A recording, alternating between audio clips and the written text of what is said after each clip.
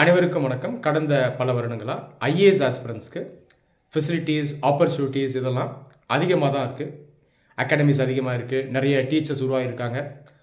ஆன்லைனில் நிறைய ரிசோர்ஸஸ் இன்றைக்கி இருக்குது. அதிலேயே லேர்னிங் பிளாட்ஃபார்ம்ஸும் உருவாகியிருக்கு.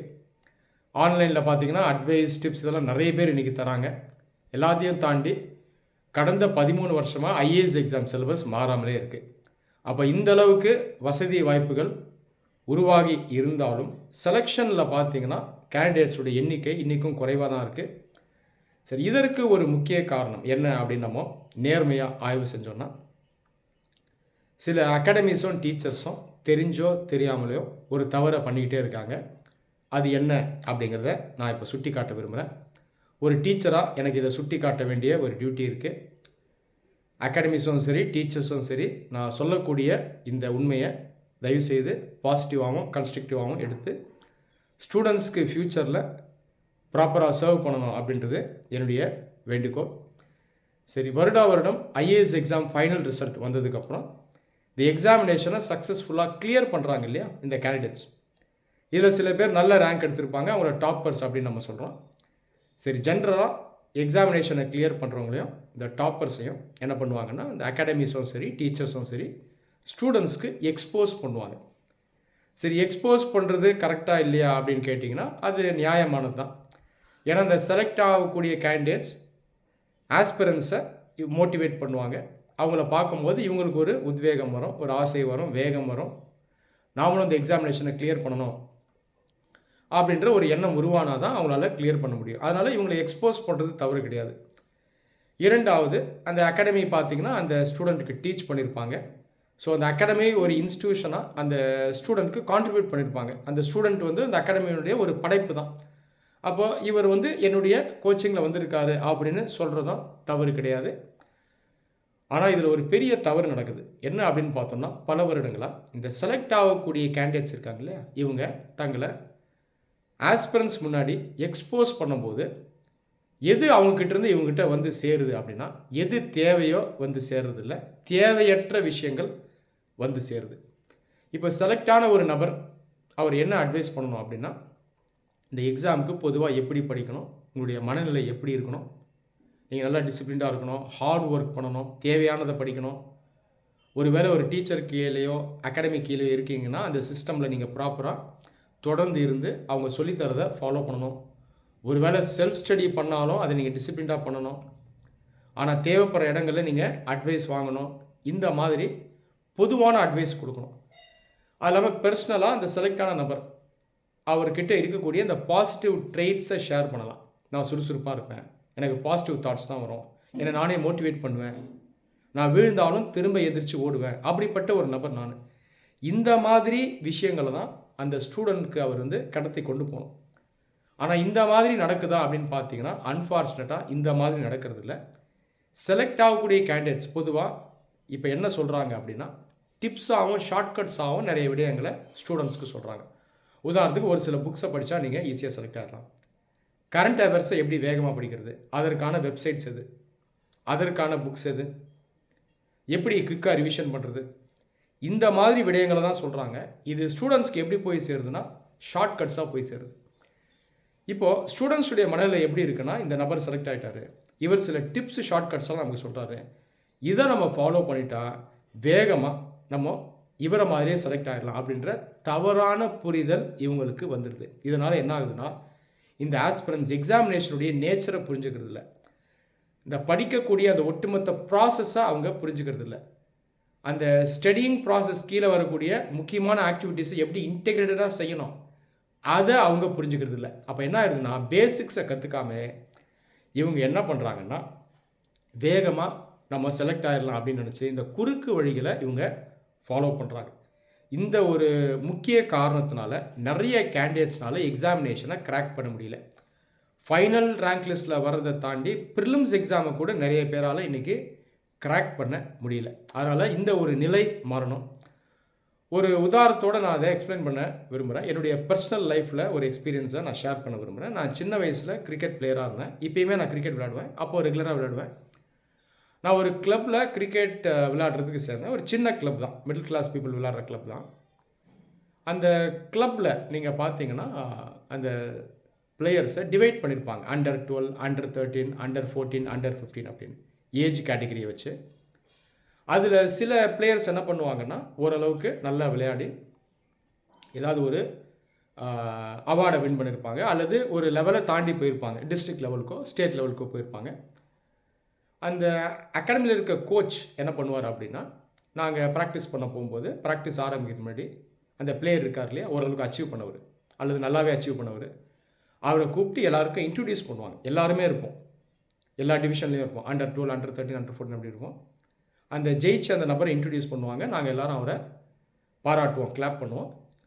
அதற்கப்புறம் அவர் என்ன பண்ணுவார்னா, சைலண்ட்டாக அவரும் ப்ராக்டிஸ் பண்ண போயிடுவார். நான் அதை ஏன் எக்ஸாம்பிளாக சொல்கிறேன்னு தெரியுதா? அதை தாண்டி அந்த சாதித்த அந்த நபர் மற்ற ஸ்டூடெண்ட்ஸ்க்கு, அதாவது மற்ற பிளேயர்ஸ்க்கு எந்த விதமான டிப்ஸும் ஷார்ட்கட்டும் கொடுக்க மாட்டார். அதை தாண்டி எங்களில் சில பேர் ஒரு எந்தூசியாசமில், ஒரு ஆசையில் அவர்கிட்ட போய், நீ எப்படி இந்த மாதிரி செலக்ட் ஆன, எப்படி நீ அந்த அளவுக்கு போன, ஏதாவது எங்களுக்கு சொல்லு, டிப்ஸ் சொல்லு அப்படின்னு நாங்கள் கேட்டால் கூட அவர் என்ன சொல்லுவார்னா, நீ கோச் சொல்கிறத தான் கேட்கணும் அப்படின்னு சொல்லுவார். அதை தாண்டி என்ன சொல்லுவார்னா, பேசிக்காக அட்வைஸ் பண்ணுவார். ஹார்ட் ஒர்க் பண்ணு, டிசிப்ளின்டாரு, லீவ் போடாமல் அகாடமிக்கு வா, நல்லா ஸ்ட்ரெச் பண்ணிவிட்டு ப்ராக்டிஸ் பண்ணு, டெக்னிக்ஸை பெட்டர் பண்ணு, போலராக இருந்தாலும் சரி பேட்ஸ்மேனாக இருந்தாலும் சரி, இதை தான் நான் பண்ணேன், இதை நீ பண்ணு. அதை தாண்டி உனக்குள்ளேயே உன்னை நீ மோட்டிவேட் பண்ணணும், இன்னும் நான் சாதிப்பேன், ரன்ஸ் நிறைய அடிப்பேன், விக்கெட் எடுப்பேன்னு உனக்கு நீயே மோட்டிவேட் பண்ணிட்டு நீ பண்ணு, அதை தான் நான் பண்ணேன். இப்படி தான் அந்த பையன் அட்வைஸ் பண்ணுவார். பார்த்தா அவருக்கே 15 வயசு தான் இருக்கும், ஒரு வயசு 2 வயசு தான் வித்தியாசம் இருக்கும். இப்போ உத்து பார்த்தீங்கன்னா அந்த பையனை மோல்டு பண்ணது யார்? அந்த கோச் தான். அப்போ அந்த பையன் சாதிச்சிருக்காரு. இப்போ கிட்டத்தட்ட ஐஏஎஸ் எக்ஸாமில் டாப்பர் எப்படியோ அதே மாதிரி அந்த பையன் ஒரு ஸ்டேட் லெவலில் விளையாடின பையன் வைங்களேன். அப்போது அந்த பையனை உருவாக்குனது யார்? அந்த கோச் தான், அந்த அகாடமி தான். அப்போது அந்த பையன் அந்தளவுக்கு போயிருக்கார் அப்படின்னா அதற்கான காரணத்தை அந்த கோச்சே சொல்லிவிடுவார் இல்லையா? ஒத்துக்கிறீங்களா? அல்லது அகாடமியே சொல்லிவிடும். அதை தாண்டி அவன் ஏன் அந்தளவுக்கு போனான் அப்படிங்கிறது அந்த பையன்கிட்டே கேட்டால் கூட அவரும் என்ன சொல்லுவார்னா, கோச் சொல்கிறத பண்ணு, அகாடமி சொல்கிறத பண்ணு, டிசிப்ளின்டாக இரு, ஹார்ட் ஒர்க் பண்ணு, பேசிக்ஸை ஸ்ட்ரெங்தன் பண்ணு, உன்னை நீயே மோட்டிவேட் பண்ணு, இப்படி தான் அவரே அட்வைஸ் கொடுப்பார். அட்வைஸுங்கிறது இப்படி தான் இருக்கணும், புரியுதா? இந்த மாதிரி தான் ஐஏஎஸ் எக்ஸாமினேஷன் இருக்கணும். அன்ஃபார்ச்சுனேட்டாக இந்த மாதிரி இருக்கிறது கிடையாது. கமர்ஷியல் ரீசன்ஸ்க்காகவும் சில பேர் என்ன பண்ணுறாங்கன்னா, இந்த மாதிரி டாப்பர்ஸை பேச வைக்கும்பொழுது அந்த டாப்பர்ஸும் ஆர்வக்கோளாறில் இந்த மாதிரி டிப்ஸு, ஷார்ட்கட்ஸ் இதெல்லாம் தான் ஷேர் பண்ணுறாங்க. நான் மறுபடியும் ஜென்ரலைஸ் பண்ணல, ப்ராப்பராக எத்திக்கலாக சிஸ்டமேட்டிக்காக கோச் பண்ணுறவங்களும் இருக்காங்க. ஒரு சில பேர் பார்த்திங்கன்னா இந்த மாதிரி மிஸ்டேக்ஸை கமிட் பண்ணுறவங்களும் இருக்கிறாங்க. இதனால் ஃப்யூச்சரில் இப்படி ஒரு இன்ஃப்ளூயன்ஸ் இருக்கக்கூடாது. இது தவறான இன்ஃப்ளூயன்ஸ். ஒருத்தர் ஃபஸ்ட் ரேங்கே எடுத்தாலும் அவர் அவருடைய எக்ஸ்பீரியன்ஸை தான் ஷேர் பண்ணுவார் இல்லையா? ஒரு வருஷம் படிச்சிருக்காரு, செலக்டாக இருக்கார், அவருடைய எக்ஸ்பீரியன்ஸை தான் ஷேர் பண்ணுவார். அந்த ப்ராசஸ் எப்படி ஒர்க் ஆகுதுன்றது அவர் சொல்ல மாட்டார். செலக்ட் ஆகிற எல்லாருமே ஒரே பாதையை தான் கடந்து வந்திருப்பாங்க, ஒரே ப்ராசஸ் தான்.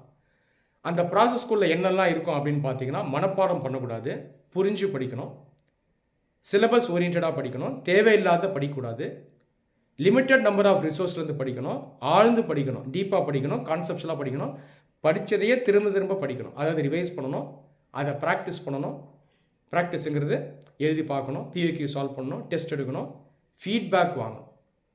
நான் பண்ணுறது தான் கரெக்டு, நான் தான் பெஸ்ட்டுன்னு இருக்கக்கூடாது. ஃபீட்பேக் வாங்கணும், டீச்சர்ஸ்கிட்ட ஃபீட்பேக் வாங்கணும். உங்களுக்கு சொல்லித்தரக்கூடிய நிலையில் ஒருத்தர் இருக்கார் அப்படின்னா அவர் கண்டிப்பாக எக்ஸாமுக்கான நாலேஜ் இருக்கணும், எக்ஸ்பீரியன்ஸும் அவருக்கு இருக்கணும், இதெல்லாம் ப்ராக்டிக்கலாக இருக்கணும், ஸ்டூடெண்ட்ஸாக அவர் டீச் பண்ணியிருக்கணும். ஸோ இந்த மாதிரி ஒரு நபர்கிட்ட ஜென்ரலாக அட்வைஸ் வாங்குங்க. ஒருவேளை செலக்டான ஒருத்தர் இருக்கார், உங்களுக்கு ஃப்ரெண்டாக இருக்கார் அல்லது ஒரு ரிலேட்டிவாக இருக்கார், அவர் உங்களுக்கு ஹெல்ப் பண்ண ரெடி அப்படின்னாலும் அவர்கிட்ட நீங்கள் ப்ராப்பராக போய் கற்றுட்டு வரணும். வெறும் டிப்ஸை மட்டும் கேட்டுட்டு வரக்கூடாது. சொல்கிறது புரியுதா? அந்த நபர் உங்களுக்கு லேர்னிங் ப்ராசஸ் சொல்லி தரணும், இந்த எக்ஸாம் எப்படி ஒர்க் ஆகுதுன்றதை பொறுமையாக எக்ஸ்பிளைன் பண்ணணும். அந்த நபரையும் நீங்கள் மதிக்கிற மாதிரி இருக்கணும். அது இல்லாமல் தொடர்ந்து அவர் உங்களுக்கு கைட் பண்ணணும். ரெகுலர் இன்டர்வல்ஸில் நீங்கள் அவரை போய் மீட் பண்ணணும், அவர் கைட் பண்ணணும், உங்களுக்கு ஃபீட்பேக் கொடுக்கணும். அப்படி ஒரு டாப்பர் இருக்கார், உதவி செய்ய ரெடியாக இருக்கார், அவருக்கு முதல்ல கரெக்டாக சொல்லித்தரக்கூடிய அந்த ஒரு டேலண்ட்டும் இருக்குது அப்படின்னா அந்த மாதிரி நபர்கிட்ட நீங்கள் போய் படிங்க. மற்றபடி டைரெக்டாக ஷார்ட்கட்ஸையும் டிப்ஸையும் நீங்கள் எடுக்கக்கூடாது, அது தவறு. இந்த வருஷம் பார்த்தீங்கன்னா ஃபைனல் ரிசல்ட் சீக்கிரமாகவே வந்துடும். நேச்சுரலாக இந்த வருஷமும் அந்த செலக்ட் ஆன கேண்டிடேட்ஸ் மற்ற கேண்டிடேட்ஸோட இன்ட்ராக்ட் பண்ணுவாங்க. கண்டிப்பாக இந்த முறையும் இந்த மாதிரி நிறைய விஷயங்கள் மேலோட்டமாக, அதாவது சூப்பர்ஃபிஷியலாக டிப்ஸாகவும் ஷார்ட்கட்ஸாகவும் வந்து சேரும். நான் அந்த செலக்ட் ஆன நபர்களை ப்ளேம் பண்ணலை, அது ஹியூமன் நேச்சர். அப்போ அந்த எக்ஸாமில் ஜெயித்தவங்க பார்த்தீங்கன்னா ஜென்ரலாக சில விஷயத்தை எக்ஸாஜரேட் பண்ணி சொல்லுவாங்க, மிகைப்படுத்தி சொல்லுவாங்க. அதை தாண்டி அவங்க ஏதாவது சொல்லிக் கொடுக்கணும்னு நினச்சாலும் ஒரு 4 நிமிஷம் 5 நிமிஷத்தில் அவங்களால சொல்லிக் கொடுக்க முடியாது, வாய்ப்பு இல்லை. அப்போ என்ன சொல்லுவாங்கன்னா இந்த மாதிரி டிப்ஸாகவும் ஷார்ட்கட்டாகவும் தான் சில விஷயங்களை சொல்லுவாங்க. ஆனால் நீங்கள் அதை எப்படி எடுத்துப்பீங்கன்னா அதையே நீங்கள் மெயினாக எடுத்துப்பீங்க. அதையே ஒரு பகவத்கீதா மாதிரி, பைபிள் மாதிரி நீங்கள் அந்த டிப்ஸை எடுத்துப்பீங்க, குரான் மாதிரி எடுத்துப்பீங்க. இதை பண்ணாலே போதும்னு சொல்லி நீங்கள் என்ன பண்ணுவீங்கன்னா ஒரு தப்பான புரிதலில் இருப்பீங்க. ஒரு ஃபால்ஸ் இம்ப்ரெஷன் க்ரியேட் ஆகிடும், ஒரு ஃபால்ஸ் சென்ஸ் ஆஃப் கான்ஃபிடென்ஸில் நீங்கள் இருப்பீங்க. உதாரணத்துக்கு ஆன்சர் எழுதுறதுக்கு ஒரு 3 டிப்ஸ் கொடுப்பார் இல்லையா? நீங்கள் அதை கேட்டுக்கிட்டு எல்லாம் தெரிஞ்சுக்கிட்டேன், அவர் எடுத்த அதே 3வது ரேங்கை நான் எடுத்துடலாம் நீங்கள் நினச்சிருப்பீங்க. ஆனால் ப்ரொசீஜர் உங்களுக்கு தெரியாது, அதையும் அவர் சொல்ல மாட்டார். சொல்லணுன்ற அவசியம் அவர்கிட்ட இல்லை, நீங்களும் அவர்கிட்ட கேட்கக்கூடாது. புரியுதா? ஆன்சர் ரைட்டிங்கிறது என்ன? அது ஒரு ப்ராசஸ் கீழே வருது, அது ஒரு ஆக்டிவிட்டி. கரெக்டாக படித்தாதான் ஆன்சர் ரைட்டிங் பண்ண முடியும். படிக்கிறதும் ஆன்சர் ரைட்டிங்கும் வேறு வேறு ஆக்டிவிட்டி, ஆனால் ஒரே ப்ராசஸ் கீழே வருது. புரியுதா? ப்ராசஸ் தெரியணும். அப்போது நீங்கள் அவர்கிட்ட கேட்டிங்கன்னா அவர் ஷார்ட்கட்டாக தான் சொல்லுவார். உதாரணத்துக்கு நான் வேர்ட் லிமிட்டை கரெக்டாக அடியர் பண்ணேன் அப்படின்னு சொல்லுவார். நான் ஸ்டாப் வாட்ச் வச்சு எழுத பழகிட்டேன் அப்படின்னு சொல்லுவார். ஒரு ஃபிக்ஸ்டு டெம்ப்ளேட்டை அவர் வந்து கொடுப்பாரு. இதெல்லாம் உங்கள் மைண்டில் நிற்கும். அப்போ இதை நம்ம டைரெக்டாக அதுக்கப்புறம் ஃபாலோ பண்ணிடலான்னு நீங்கள் சொல்லி என்ன பண்ணுவீங்கன்னா இன்றைக்கி நீங்கள் சரியாக படிக்க மாட்டீங்க, இன்றைக்கி நீங்கள் ஆன்சர் ரைட்டிங் எழுத மாட்டீங்க. ஸோ இந்த மாதிரி தவறுகள் வந்து தொடர்ந்து நடந்துகிட்ருக்கு. கண்டிப்பாக இதற்கு ஒரு முற்றுப்புள்ளி வரணும், இது என்னுடைய ஒரு விருப்பம். இன்றைக்கி பார்த்திங்கன்னா நிறைய கேப்பபிளான கேண்டிடேட்ஸும் தவறான இன்ஃப்ளூயன்ஸ்னால் அவங்க வந்து செலக்ட் ஆக மாட்டுறாங்க. அதனால் இனியாவது டீச்சர்ஸும் சரி அகாடமிஸும் சரி அவங்க கேர்ஃபுல்லாக இருக்கணும். இந்த செலக்ட் ஆன மாணவர்களை ஸ்டூடெண்ட்ஸ் முன்னாடி எக்ஸ்போஸ் பண்ணலாமான்னா பண்ணலாம். ஆனால் நான் சொன்னது போல் இன்ஃப்ளூயன்ஸ் கரெக்டாக இருக்கணும். இவங்களால கரெக்டாக ப்ராப்பராக அவங்களுடைய கெப்பாசிட்டியில் என்ன சொல்ல முடியுமோ அதை தான் அவங்க சொல்லணும்.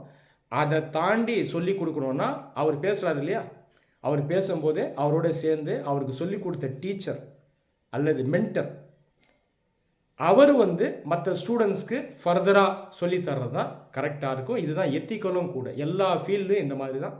நான் அந்த கிரிக்கெட்டில் கொடுத்த எக்ஸாம்பிள் போல் அந்த ஜெயிச்சவர் வந்து மோட்டிவேட் பண்ணலாம், தப்பு இல்லை.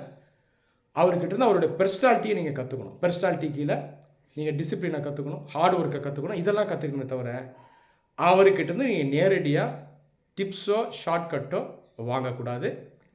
இந்த வருடத்தில் இருந்தாவது தமிழ்நாட்டை சேர்ந்த ஸ்டூடெண்ட்ஸ்க்கும் சரி ஆல் இண்டியா லெவலில் எல்லா ஸ்டூடெண்ட்ஸ்க்கும் சரி ஒரு நல்ல அவேர்னஸ் வரணும் அப்படின்றது என்னுடைய விருப்பம். இதை யார் முன்னெடுத்து வைக்கணும்னா இவர்களுக்கு வழிகாட்டியான டீச்சர்ஸும் அகாடமிஸும் தான் முன்னெடுத்து வைக்கணும். அதை முன்னெடுத்து வைப்பாங்க அப்படின்னு நான் நம்புகிறேன். நன்றி.